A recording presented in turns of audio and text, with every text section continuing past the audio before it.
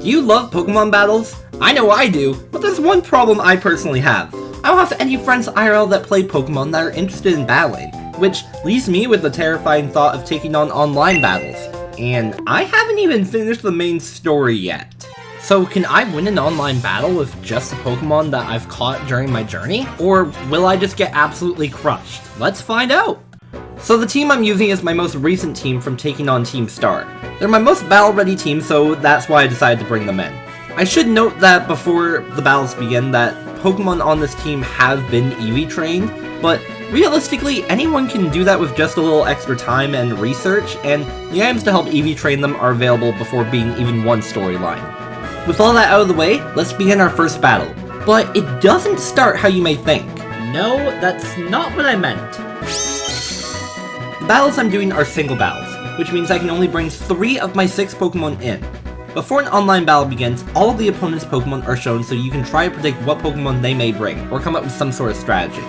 It's important to note that since I've been avoiding spoilers like the plague, I don't know too much about many of the new Pokemon, specifically Raging Bolt and Fluttermane. However, looking at this team, I could tell that it had a glaring weakness, flying, so I brought Archer on the team as my lead Pokemon. The choice for my second Pokemon had to be good as well, so I chose Haru. This is because from what little I do know about the 2 Paradox Pokemon, Haru has a good type matchup against them both, plus being Fairy type, she would take neutral damage from the fighting types as well. My final Pokemon that I chose was Hatchet. In case the other 2 Pokemon go down, I'd have a heavy hitter to help clean things up. Now that we have our plan, let's get into the fight. I led with Archer while my opponent leads with a Cinccino. Archer's Intimidate ability lowers the Chinchilla's attack stat, which allows him to live a super effective triple axle, and hit Cinccino with a close combat which would lift on 1 HP because it was holding a focus sash. However, the next turn, Archer used a priority move, Quick Attack, allowing him to move first and take out Cinccino. My opponent's next Pokemon was an Araquanid.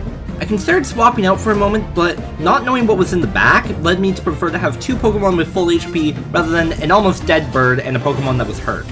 Archer outsped the spider and landed a Brave Bird, which OHKO'd the Araquanid, but due to the recoil, Archer went down. Not knowing what was in the back was scary, but I knew from the team preview that Haru was my safest choice, so I sent her out next, and my opponent sent out their final Pokemon, Raging Bolt. My opponent terrestrialized their Raging Bolt into a Fire type, a type that Haru was weak against. Luckily, I went for Fake Out, which caused them to flinch, wasting their turn. Now, I had to use some logical thinking. Raging Bolt is the Paradox form of Raikou, a speedy, electric-type Pokemon with good special attack.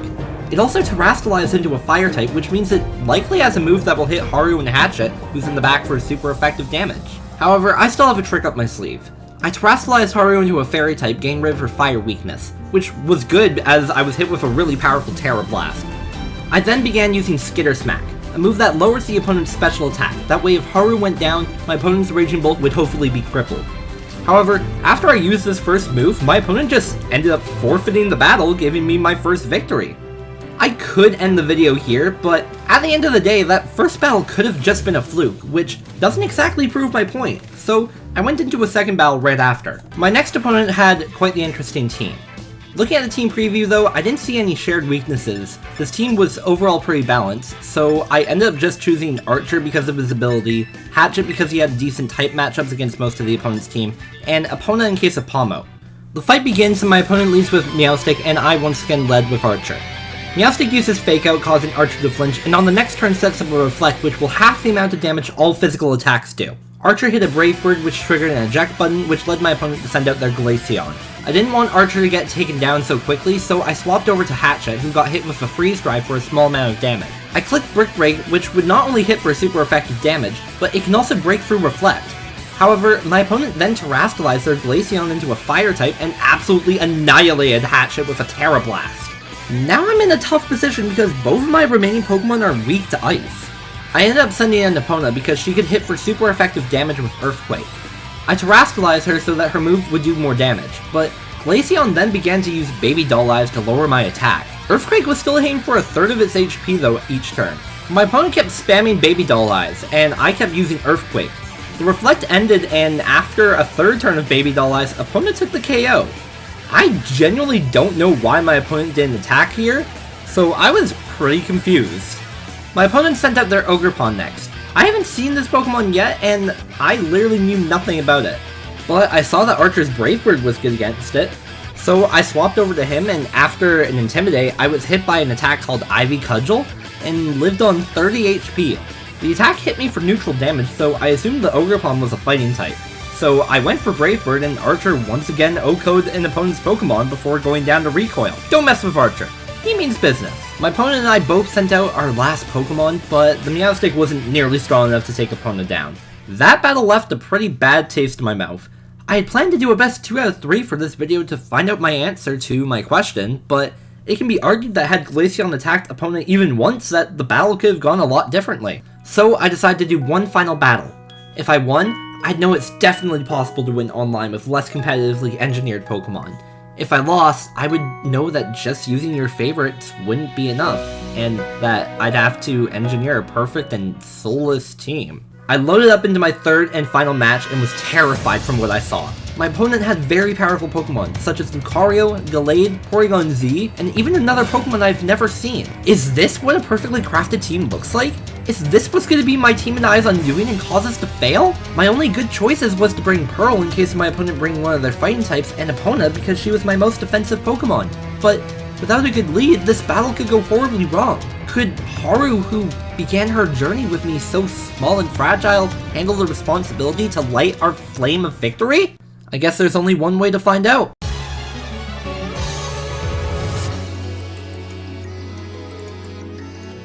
My opponent led their Porygon Z. I was concerned that with its high special attack, it would go for Flamethrower, so I immediately terrestrialized Haru and used Gigaton Hammer, dealing massive damage. But that's when the Porygon Z used Trick and handed me its Choice Scarf, increasing my speed, but only allowing me to use a single attack without swapping out. With Gigaton Hammer's drawbacks, Haru could only struggle to move, dealing a small amount of damage before almost getting taken out by an Uproar. Haru was able to defeat the Porygon the next turn, but then when my opponent sent out Zangoose, she was locked into the same position, and with her last breath struggled to do a little bit of damage to it before falling from the strain of battle.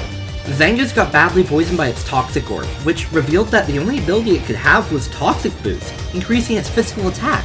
I knew my only hope in this situation was Epona with her high defense. I clicked on Superpower, but we had fallen for the Zangoose and its trainer's trap. It used Substitute to soak up all the damage, causing the opponent's attack, and even worse, her defense to get lowered. The next turn, my opponent terrestrialized their Zangoose, increasing its normal type attack's power even more. There was nothing I could do but hope that opponent could hold on. Zangoose used Crush Claw, and